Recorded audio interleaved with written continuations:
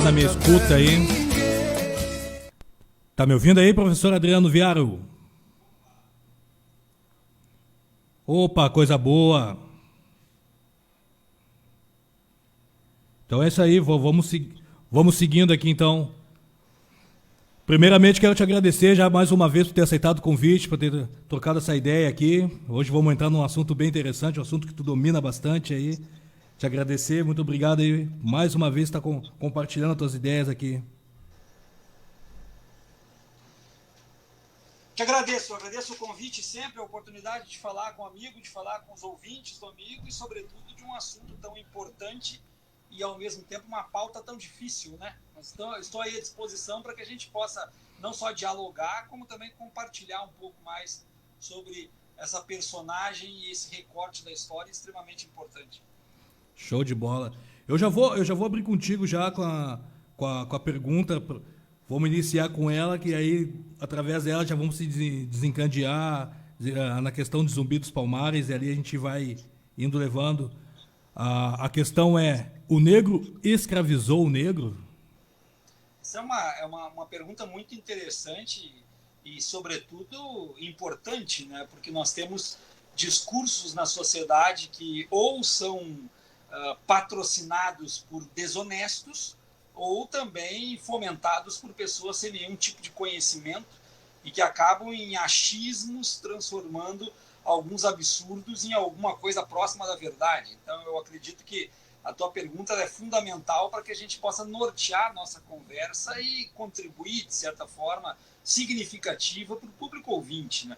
Quando a gente fala o negro escravizou o negro, ou uma versão um pouco mais presente nos discursos racistas, de que irmão vendia irmão, né, fazendo essa menção aos negros, a primeira coisa que a gente tem que entender é do que nós estamos falando. E esse é o grande problema, né?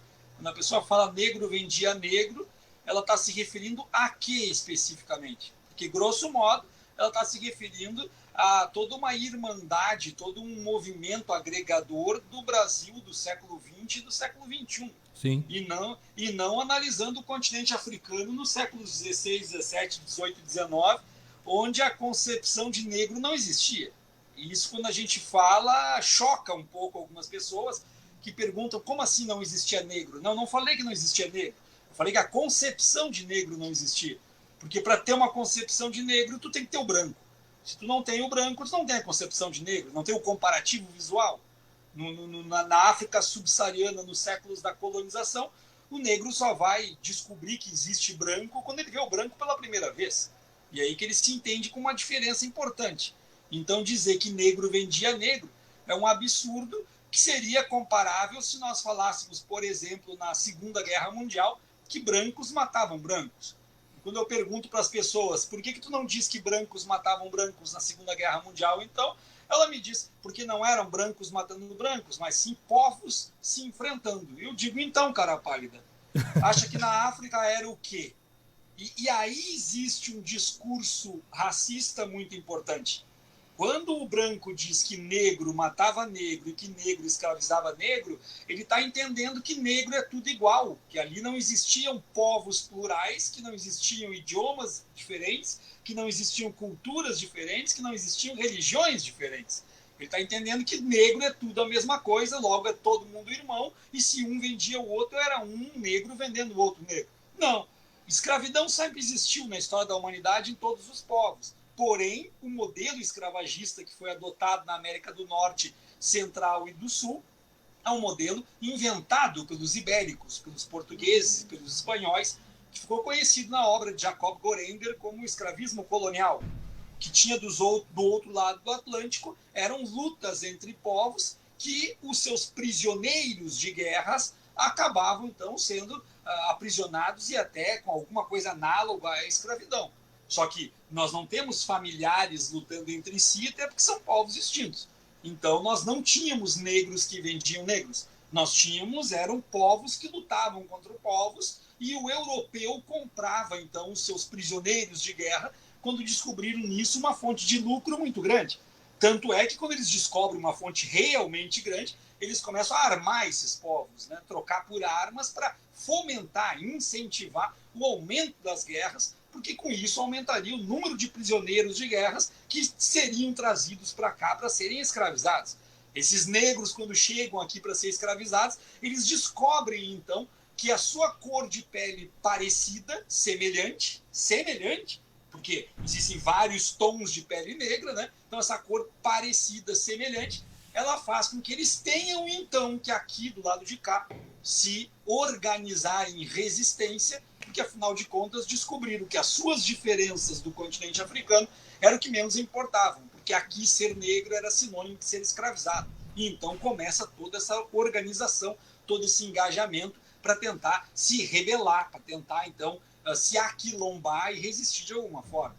E me diz uma coisa, nas primeiras embarcações, né, lá do sequestro que rolou na África, teve uma resistência nessas primeiras aí, né? Ou não? Não, veja bem, as primeiras embarcações são as que a gente menos tem documentos. Nós vamos ter documentos realmente quando esse comércio triangular, esse comércio do tumbeiro, então, que é chamado de navio negreiro, mas que nós conhecemos por tumbeiro, por ser uma tumba devido ao percentual de mortes nessa travessia do Atlântico, nessa passagem do meio, como a gente chama. Então, quando isso se organiza de fato, é que nós vamos ter ideia de como que isso ocorre, de que forma que esses navios são preenchidos, como que era essa carga. Era todo um comércio muito bem organizado, sofisticado, para que essa carga humana chegasse do lado de cá. Agora, a resistência sempre existiu, porque o ser humano sempre resistiu a toda e qualquer forma de privação da liberdade. Falar qualquer coisa diferente disso, de que o negro aceitou a escravidão, que aceitou a prisão, isso é um absurdo. O ser humano, desde que existe na face da Terra, ele sempre resiste à privação da liberdade, porque a liberdade, na verdade, é um dos nossos maiores bens, sobretudo nos povos africanos subsaarianos, em que consideravam a privação da liberdade a própria morte. E aí nós vamos ter, inclusive, alguns casos de suicídio, que pessoas desavisadas ou desonestas, né, dizem eram covardes porque tiravam a própria vida. Não, em algumas culturas subsaarianas, estar escravizado é o mesmo que estar morto. E por isso, então, o suicídio, para que não continuasse morto em vida. É que minimizaram tudo, né? Essa questão toda até do negro escravizar o negro é como se fosse assim, vocês foram um povo sem vergonha que o cara foi lá e te sacaneou para botar, né? Eles colocam sempre dessa coisa. Porque já começa por essa visão monolítica. Vocês são um povo. Não era um povo, eram milhares de povos. Isso vai se transformar num povo aqui. Volto a dizer o que eu falei, nós vamos reafirmar. Ele torna-se um povo aqui, porque aqui percebe, então, que, embora eu seja do sul da África, tu seja do sudoeste, tu seja da costa de Angola, tu seja da costa ocidental, e nós sejamos povos distintos, aqui a nossa cor de pele transforma todos nós em um povo, e um povo condenado a ser escravizado. Então vamos nos unir e vamos então começar um processo de resistência. É assim que ele se dá. Curiosamente, a categoria de análise negro é uma criação do sistema escravagista e não uma categoria existente no continente africano antes desse processo. No continente, cada um tinha sua etnia, cada um vinha de um ponto, cada um tinha sua cultura. Que aí é um ponto interessante que tu coloca, porque quando se fala, né, nisso aí, eles falam como a África fosse um vilarejo. E não, é um continente com vários povos, né? Como tu explicou muito bem. Não é muito difícil, meu amigo Dudu, a gente pegar livros didáticos, sobretudo de geografia, onde estão analisando taxa de mortalidade, taxa de natalidade, PIB, PNB, então aquela parte que a gente começa a estudar a geografia política. Não é muito difícil que venham algumas questões nos livros didáticos ainda hoje de tal tipo. Compare economicamente Brasil, Inglaterra, Japão, Turquia, Rússia e África. Eu pego esses livros e eu fico apavorado. Eu coloco para os meus alunos e digo, achem o erro. Eles são muito pequenos, às vezes, e ficam com muita dificuldade. Mas, Sora, onde é que está o erro? Eu digo, o erro está porque Brasil é um país, Japão é um país, Turquia é um país, Rússia é um país, África é um continente. Então, essa própria comparação, ela também tem um discurso essencialmente racista, porque ele contribui com a ideia de que se a África é um lugar só, se a África é um país, todos que vieram de lá são a mesma coisa, ou seja, negro é tudo igual. E partindo da ideia de que negro é tudo igual, logo negro vendia negro, negro matava negro.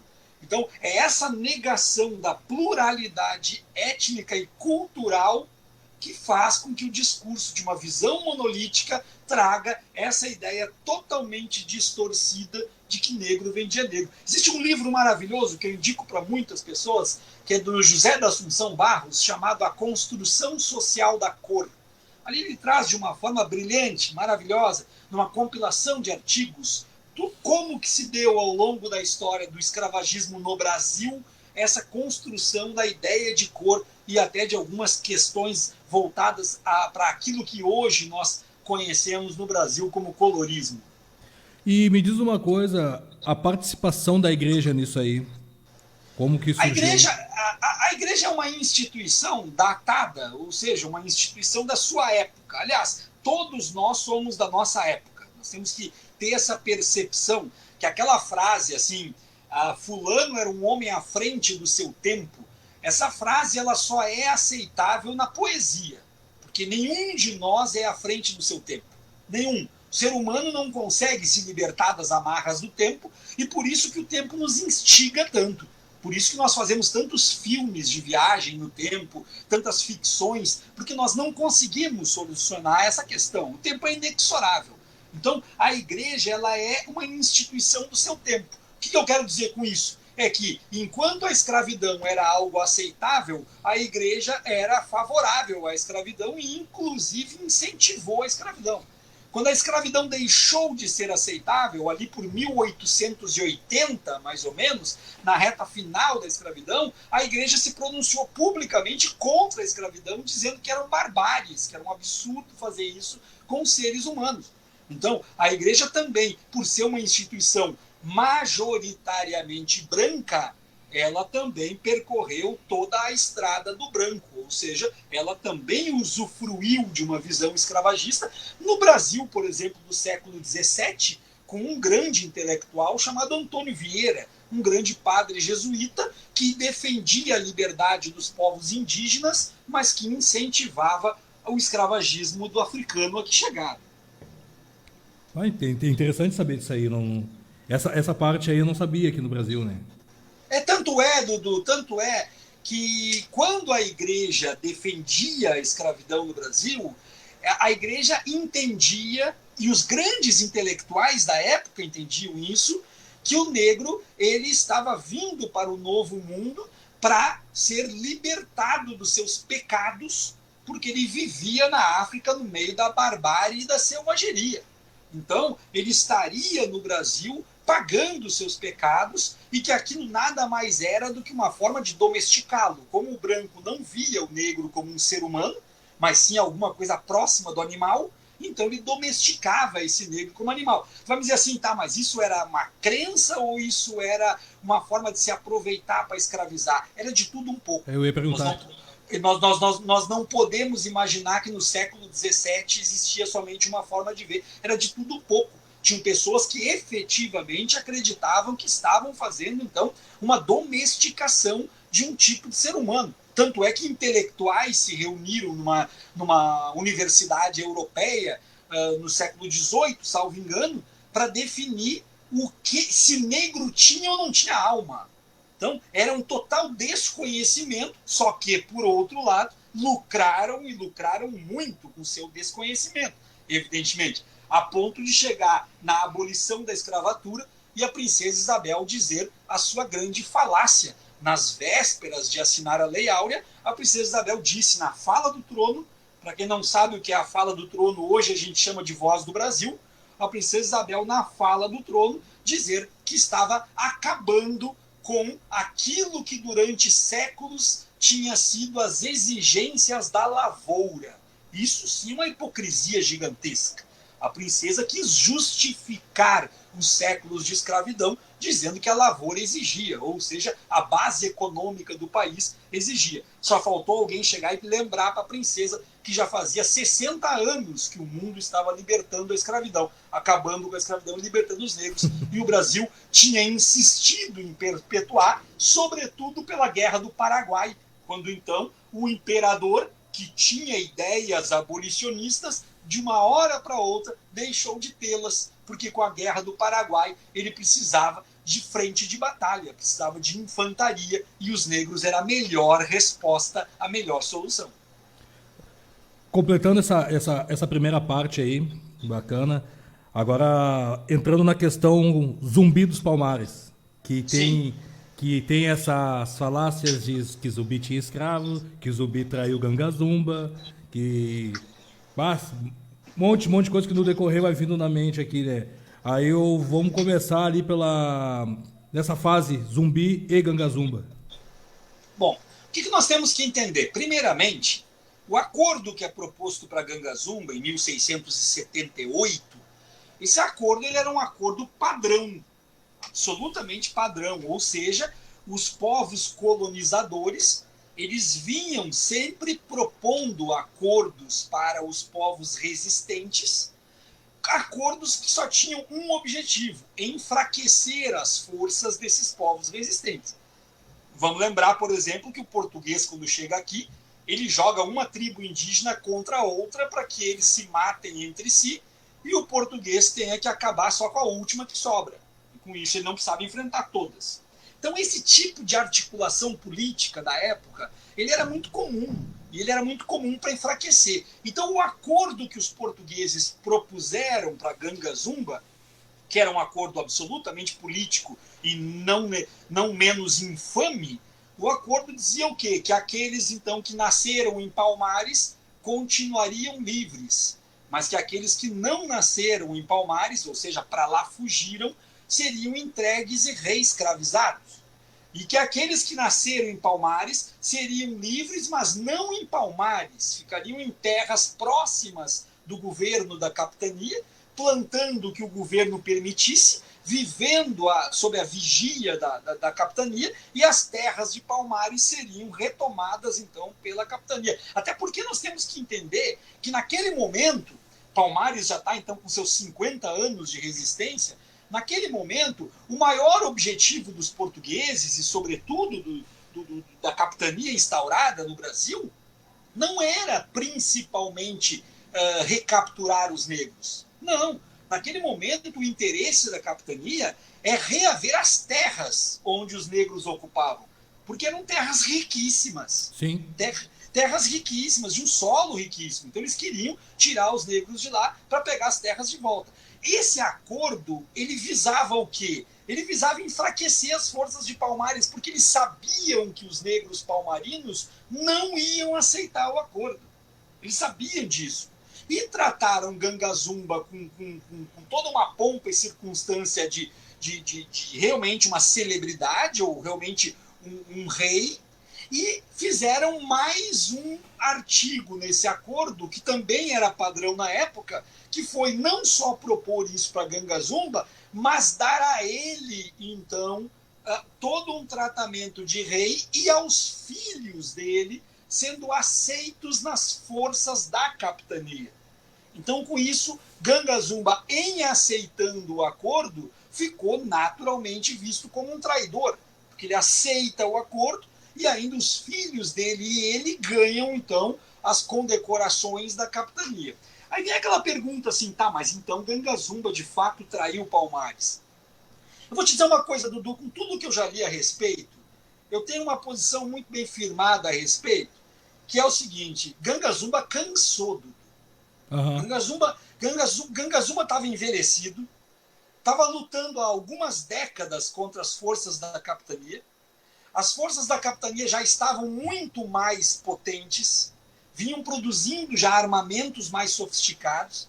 Eles já tinham canhões de campana, aquele que tu empurra no chão com a rodinha. Eles já tinham aqueles canhões para enfrentar as fortificações de Palmares. E Gangazumba viu que não ia conseguir resistir por muito tempo.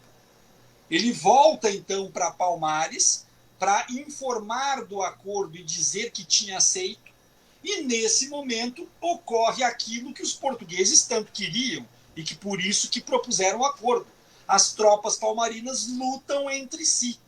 As forças que apoiaram Gangazumba contra as forças que apoiaram o general das armas de Palmares, que era Zumbi dos Palmares. Gangazumba era o grande rei e Zumbi era uma espécie de general das armas, usando aqui um termo branco, evidentemente. Né? Então, uma espécie de general das armas. Zumbi, por ter esse posto militar em Palmares tão elevado, junta as suas forças, formadas praticamente por aqueles que não nasceram em Palmares, ou seja, seriam reescravizados, e tem uma luta interna muito grande. Nessa luta, Gangazumba é assassinado. Alguns dizem que por Zumbi, alguns dizem que pelas tropas de Zumbi. Na verdade, o que nós podemos provar é que Gangazumba morreu nessa batalha. Morreu na batalha pelas tropas do outro lado, que eram as tropas de Zumbi dos Palmares.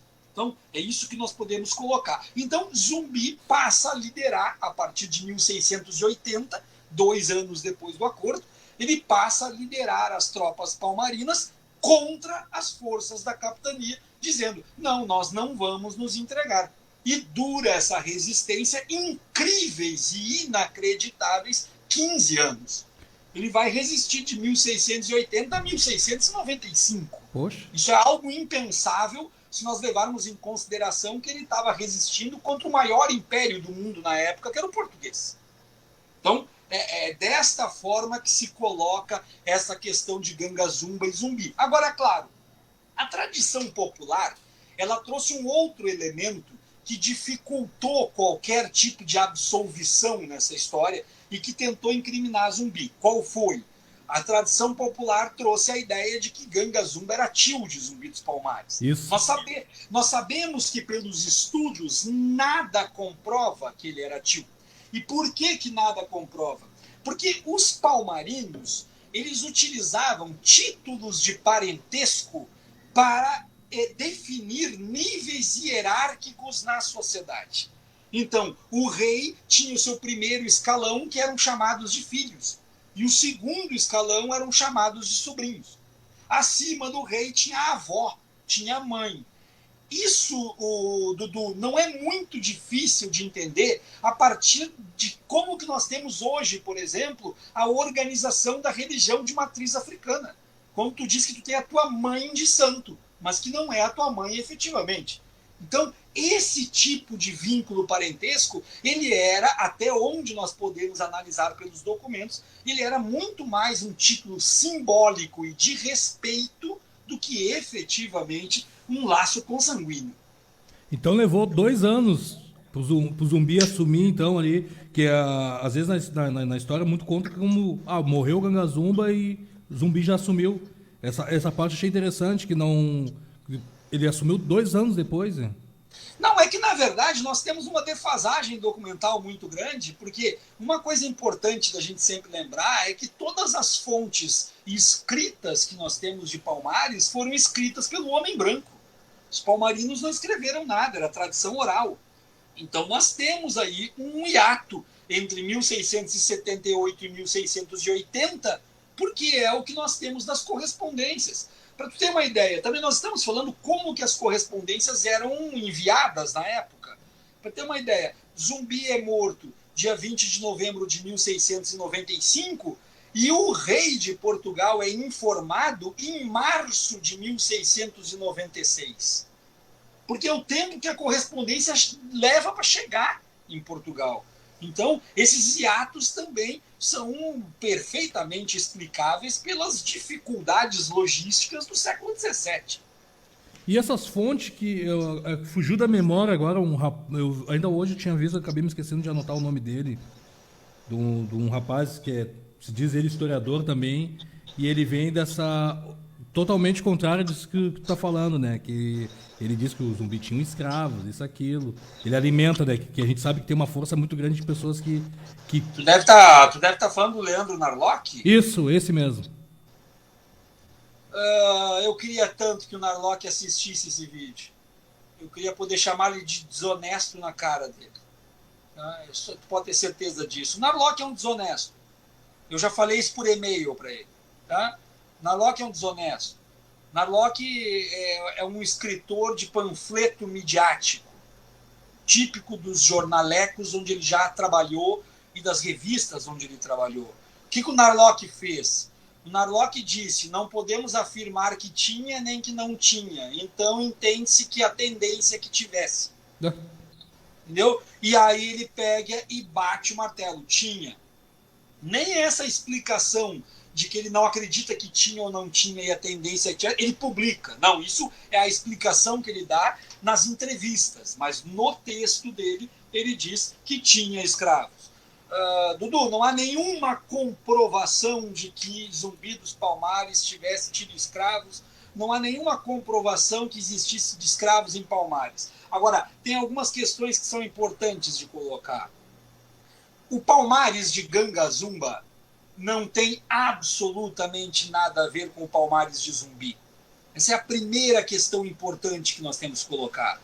O Palmares de Gangazumba, na sua grande maioria, no grande recorte temporal, é um local no meio da mata onde os negros conseguem ter, vamos dizer assim, que o mais próximo de uma qualidade de vida. Uhum. Vivem no meio da mata, dividem tudo que têm, plantam tudo que comem, vivem da caça e poucos são atacados pelas tropas de homens brancos. Poucos. Primeiro, porque os homens brancos tinham medo de entrar na mata, e segundo, que não era prioridade atacar os negros palmarinos, porque nesse meio tempo a gente teve, por exemplo, a invasão holandesa no Nordeste. Isso. Então tinha guerra contra os holandeses, que ficam no Nordeste de 1630 a 1654, oriundo da União Ibérica de 1580 a 1640. Então, o Palmares de Gangazumba é um Palmares, então, muito próximo daquilo que a gente chama de comunalismo, que seria uma espécie de comunismo primitivo, muito próximo do que nossos indígenas também tinham. Esse é o Palmares de Gangazumba. O Palmares de Zumbi, não. O Palmares de Zumbi é um quartel. É um quartel para resistir. Por isso que algumas pessoas dizem assim, Zumbi era um ditador. De certa forma, é um anacronismo chamar de ditador, porque ditador é um conceito muito mais recente do que século XVII, mas Zumbi, sim, ele era um comandante com um pulso muito firme. Aí a pessoa vai dizer, tá, então o Gangazumba era bom e Zumbi era um ditador, era autoritário. Tá, mas vamos parar e vamos pensar. Quando o Zumbi aceita assumir, a recém estourou o acordo que eu te falei. Nesse momento, as tropas portuguesas transformaram acabar Palmares como sua prioridade. E estão atacando Palmares de todas as formas. Zumbi dos Palmares, que era um general das armas, ia fazer o quê? Dizer, vamos trabalhar todo mundo plantando e vivendo na beira do lago? Não tinha mais paz. Esses 15 anos de Palmares é de guerra. Zumbi era um guerreiro, não era um rei como Gangazumba. Zumbi chegou então e disse, a partir de hoje, todo mundo pega junto. E quem não pegar junto, a gente vai matar. É aí que está o problema de chamar de autoritário. Mas eu tenho que me transportar para o século XVII e entender que não existia outra forma de comandar diferente daquela. Se não fosse daquele jeito colocar todo mundo na guerra, não teria durado os 15 anos que durou. Ele foi realmente um general à frente de um povo que estava aprendendo a resistir sob todas as custas. Aí vai me dizer, onde é que entra a questão de escravos? A questão de escravos entra, onde é que vem essa falácia? Porque o homem branco, cada vez que invadia Palmares, ou cada vez que tentava vigiar Palmares, enxergava algumas coisas, alguns detalhes da estrutura, então, social de Palmares. E entre esses detalhes, visualizaram a existência em Palmares de mecanismos de punição. Dudu, vou te perguntar uma coisa. É um absurdo ter mecanismo de punição dentro de uma sociedade? Não. Todas as sociedades sempre tiveram. Sim, eu ia dizer. E o que eram os mecanismos de punição? Descobria que um cara tinha traído. Traiu Palmares, colocava amarrado em algum lugar e descia o relho no lombo. Isso é século XVII. Até porque eles não sabiam quem chegava lá, né? Que vinha negros de tudo quanto é canto, né? Segundo, o cara tinha que vigiar uma torre de Palmares e dormiu no ponto e Palmares foi invadido. Esse cara era punido. Nós estamos falando de século XVII. Pois esses homens brancos que entravam lá e viam isso, diziam o quê? Nós vimos que existem escravos em Palmares. Claro, o homem branco, quando vê alguém sendo chicoteado, a única coisa que vem na cabeça dele é aquilo que ele faz para chicotear alguém, escravidão. Só que quando tu afirma que tinha escravos em Palmares, tu está criando um imaginário coletivo para as pessoas entenderem que existia senzala em Palmares, que existia a algema, grilhão, manilha, ribambo, e não tem. E sabe qual é a explicação lógica para não existir escravidão em Palmares? É que a agricultura de subsistência era a base da economia palmarina. Então, o que é agricultura de subsistência? Tu planta somente aquilo que tu vai colher para comer. No máximo, um excedente agrícola para trocar por roupa, arma e munição com os povos vizinhos que já tinham um certo comércio com os negros palmarinos e que isso incomodava mais ainda os portugueses. Então, se tu tem uma base da economia que é uma agricultura de subsistência, não existe onde tu encaixe escravo nisso, Dudu. Porque o escravo ele só é encaixado para que tu produza em grande quantidade para vender. E não era isso que tinha. Cada um plantava aquilo que ia plantar e aquilo que ia comer, numa divisão absolutamente social dentro daquele recorte de terra. Então, transformar mecanismos de punição em escravidão é burrice ou desonestidade, e ver escravidão numa agricultura de subsistência é a falta total de 2 neurônios em fricção que sejam capazes de fazer uma criança de 5ª série já entender que não podia ter escravidão ali dentro. E o resto é vontade de desconstruir um símbolo e ganhar vantagem de alguma forma. Sim, porque sempre colocaram aquela coisa. O que eu sempre entendi era os negros que fugiam e paravam lá no Quilombo dos Palmares, eles tinham que entrar pra guerra daí, né? Ó, tu vai vir pra cá, mas tu vai pra guerra, vai trabalhar, é isso aqui que tu vai ter que fazer. Eu sempre entendi assim, né? Mas eu nunca conseguia. E da forma que eles falavam, que eu questionava daí, quando diziam pra mim, não, mas ele tinha escravo, tá, mas então me explica como é que era a fórmula, como ele tinha escravo. Aí não sabiam explicar isso. E outra coisa importante, Dudu, tá? Tem gente que, além de ser desonesta, é burra mesmo. E tu me desculpe eu estar usando esses termos, mas eu já passei da idade de me preocupar com os termos que eu vou utilizar com gente que merece receber. Aqui o papo é franco. Então existe gente muito burra mesmo, porque teve uma pessoa, eu não vou citar o nome porque eu não lembro o nome, porque se eu lembrasse eu ia citar. Teve uma pessoa uma vez que discutindo comigo na internet, ela me disse assim, porque os holandeses registraram cartas que afirmam que Zumbi dos Palmares tinha escravos. Por que eu estou dizendo que isso é de uma burrice gigantesca? Por um motivo muito simples. Ele disse que os holandeses registraram em cartas que Zumbi tinha escravos. Zumbi dos Palmares nasceu, até onde a gente sabe, em 1655. Os holandeses foram expulsos do Brasil um ano antes, em 1654. Então, se os holandeses registraram alguma coisa, foi do quilombo de Gangazumba e não do quilombo de Zumbi. Então, eles não sabem nem articular o que eles estão tentando colocar. Não há nenhum tipo de compromisso, é só uma ideia fixa e vergonhosa de tentar desconstruir um símbolo, porque, na verdade, eles se sentem ameaçados no seu panteão de privilégios de homens brancos e precisam desconstituir os negros de alguma forma. Saindo aqui um pouquinho da questão zumbi, antes de eu sair de finalizar essa parte do Zumbi dos Palmares, que eu quero entrar numa outra aqui, a reta final na invasão a Palmares até a morte de Zumbi, como é que foi essa... Existe uma grande polêmica aí, né? Isso. Que Zumbi teria sido capturado porque foi traído por um dos seus homens.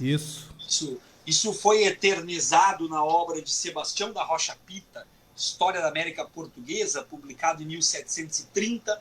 Foi eternizado na obra do bibliotecário historicista Ernesto Enes, nos anos 1930 do século XX. E tem um filme que fala disso. Guerras dos Palmares, e ganhou uma ressonância muito grande ainda em duas outras obras, uma do doutor Nina Rodrigues, a Troia Negra, e a outra de um oficial do Exército Brasileiro que publica Reino Negro em Palmares. Então, eles trouxeram essa ideia muito na esteira de Rocha Pita, de que ele teria sido traído. Vamos conversar um pouquinho, tá? A traição, por mais que existam ideias diferentes disso que eu vou defender, a traição ela só pode ser considerada traição quando tu faz por livre e espontânea vontade para ganhar algum tipo de privilégio. Certo. Só. Não pode ser considerada traição quando tu faz isso após uma sessão desesperadora de tortura. Porque existem torturadores eficazes que conseguem tirar informação de pessoas. E nós temos a informação de que esse, então, aliado de Zumbi foi torturado de forma absurda nos moldes do século XVII, até então que retirassem dele a informação do esconderijo de Zumbi. Nesse momento, Zumbi já está praticamente numa caverna com 6 ou 7 da sua força armada. Nesse momento não existe mais Palmares, não existe mais o Quilombo do Macaco, que era a capital política de Palmares. Eles já são foragidos no meio da floresta quando ele é capturado, então. E a carta dos portugueses que registram a captura, isso já em março de 1696, como eu te falei, meses depois da morte de fato, essa carta então dá uma narrativa de que Zumbi, enfrentando 5 ou 6, ainda teria matado 2, ferido mais outros 2 e depois morto.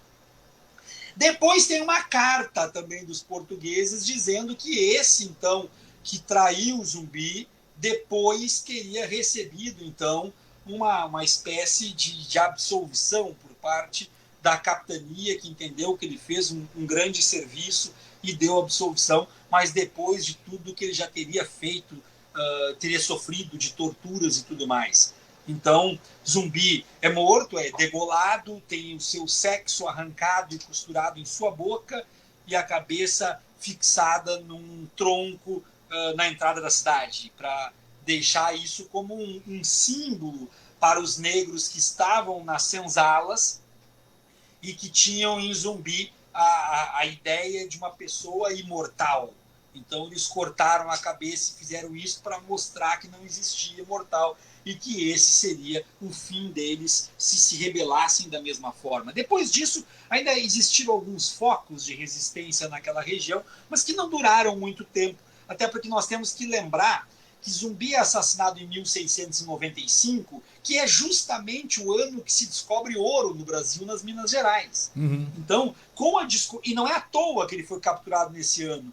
Com a descoberta do ouro nas Minas Gerais, começou então a acelerar a economia brasileira de compra de escravos e, sobretudo, de compra de armas e de desenvolvimento de armas. Então, as fortificações elas ficaram muito mais robustas, muito mais enrijecidas, as armas muito mais potentes e o poder de compra dos escravizadores muito maior também. É inclusive em 1695, junto da descoberta do ouro e da morte de Zumbi, que surge então o Capitão do Mato, que é nada mais, nada menos do que o posto maior, a patente maior daquilo que eram chamados de homens do mato. Capitão do Mato era a maior patente hierárquica dos homens do mato e era o único que tinha, então, escritura pública, ou seja, ele era uma espécie de funcionário público a comando da capitania, a mando da capitania, para capturar negros foragidos. Então, tu entende que o final de Palmares, ele culmina, na verdade, com uma transformação dessa pseudo-sociedade colonial. A gente não pode nem chamar de sociedade brasileira, porque não é Brasil de fato, né? Essa sociedade colonial, ela começa, então, a passar por transformações importantes que surgem, sobretudo, então, na descoberta do ouro e na injeção de capital financeiro na economia local. E como ficou Palmares pós a morte de Zumbi daí? Como? Como é que ficou Palmares depois da morte de Zumbi ali? Foi... Pois então, continuaram alguns focos do meio da mata, continuaram alguns negros sendo foragidos, mas durou muito pouco tempo. Não tinha mais a estrutura, a organização, e a potência bélica de Portugal já era muito maior.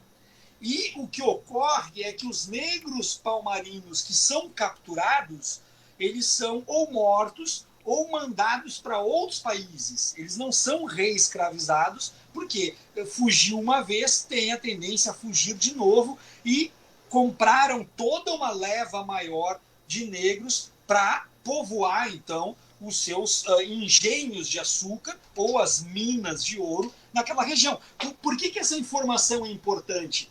Porque isso faz com que a gente não tenha a possibilidade de falar de árvore genealógica de pessoas descendentes dos palmarinos.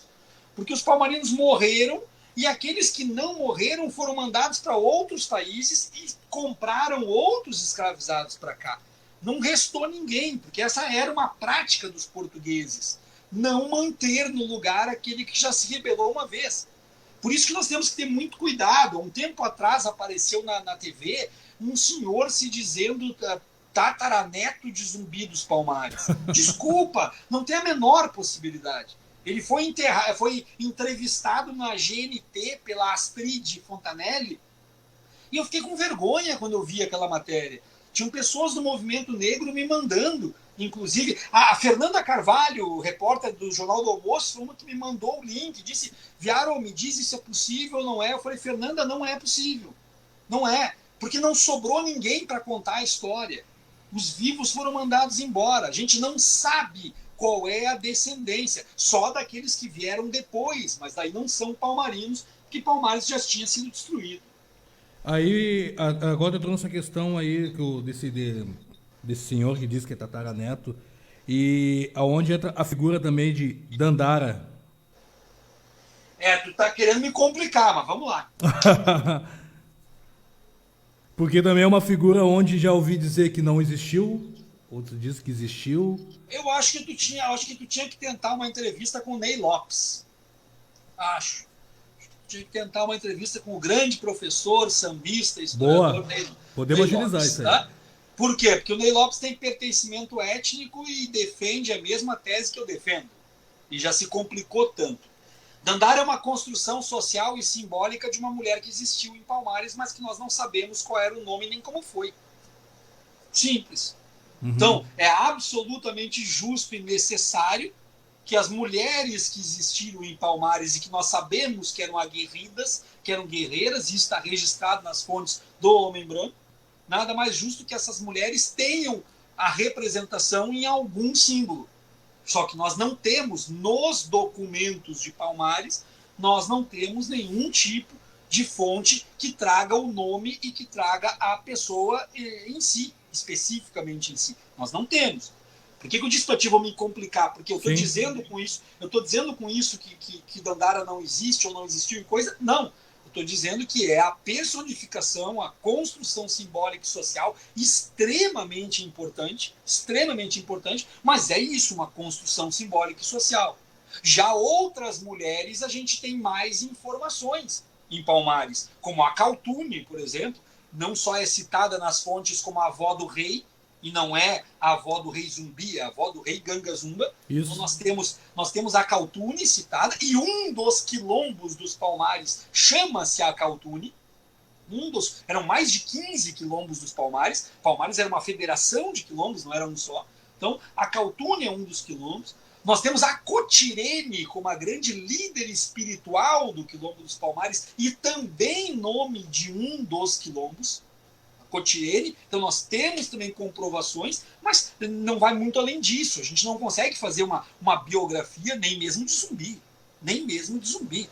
Nós não temos uma biografia de Zumbi dos Palmares. A biografia que existe em músicas, que existe em rodas de capoeira, que existe em teatro, essa biografia, na verdade, ela foi proposta pelo advogado de formação, jornalista de profissão e historiador por vocação, sul-rio-grandense, falecido nos anos 2000, Décio Freitas, que foi inclusive colunista de Zero Hora. Foi Décio Freitas, autor da melhor obra sobre Palmares, Palmares, a Guerra dos Escravos, que teve 5 edições em português e uma em espanhol, que inspirou o filme Zumbi dos Palmares, de Cacá Diegues, que está aqui atrás de mim na minha televisão. Eu ia te perguntar agora sobre isso. É o filme Zumbi dos Palmares, de Cacá Diegues. Então, esse livro do Décio Freitas inspirou esse filme, os teatros, as músicas, as rodas de capoeira. Só que o Décio, ele trouxe essa biografia de Zumbi dos Palmares, o menino Francisco, que é adotado por um padre que fala italiano clássico, latim e português, que foge aos 15 anos, que vai para Palmares liderar seu povo. Só que Décio nunca mostrou as provas disso. E isso acabou nos complicando enquanto historiadores, porque o livro dele é maravilhoso. Eu não tenho dúvidas de dizer que o livro do Décio é a obra mais completa a respeito de Palmares e com muita base científica, muita base em provas. Porém, essa biografia de Palmares, que acabou se tornando tradicional, ele nunca mostrou as provas. Um dia disse que ia mostrar, inclusive, e não mostrou.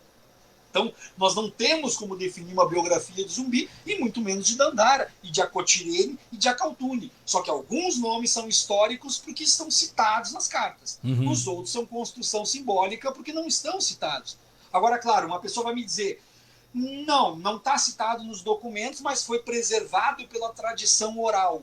Bom, essa tradição oral ela ainda não foi identificada e nem foi estudada, até porque nós temos esse hiato entre os negros palmarinos que morreram ou foram transportados e aquela que veio depois, aquela geração de escravizados que vieram depois. Onde que entra isso? Onde que muda tudo isso? Não pense que eu estou desmerecendo algo, eu estou apenas cumprindo o meu método de historiador e dizendo o que nós temos nos documentos. Isso aí.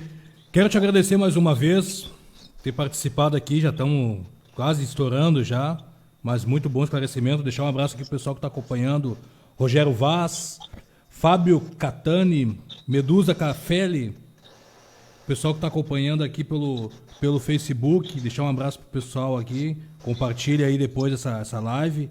E avisando aí que esse programa daqui a pouquinho, logo já está no Facebook. No Facebook não, desculpa, no YouTube. E depois também vai estar na plataforma do Spotify também. Pode acompanhar lá, fazendo a sua academia, fazendo o seu almoço, sua janta, podendo curtir pelo Spotify. Adriano, muito obrigado mais uma vez por estar fortalecendo aqui o Papo Franco.